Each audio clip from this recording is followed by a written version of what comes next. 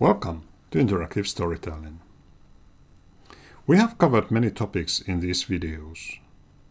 Interactive storytelling has still many open questions. The most fundamental of them all is whether it's possible to realize it in the first place.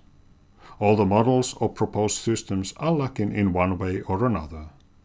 Perhaps the narrative paradox is something that can't be solved, but we have to content ourselves with compromises and clever workarounds. As I've said many times, it's not enough to solve single instances, but it requires a collaboration of different levels and partakers. We must have a reusable platform that allows the designer to focus solely on creating the story world without technical considerations, so that the interactor can realize fully the freedom and agency given to them. Nothing changes that we humans are storytelling animals. We crave hearing stories at an early age, and as we grow up we start telling them ourselves. Take away stories and you would reduce humans to something else.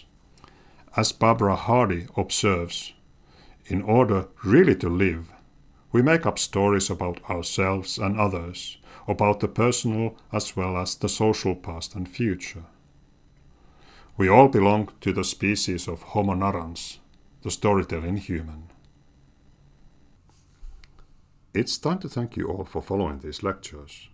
I hope that they have made you intrigued, interested, and inspired to find out more about interactive storytelling. Thank you for your attention. See you somewhere.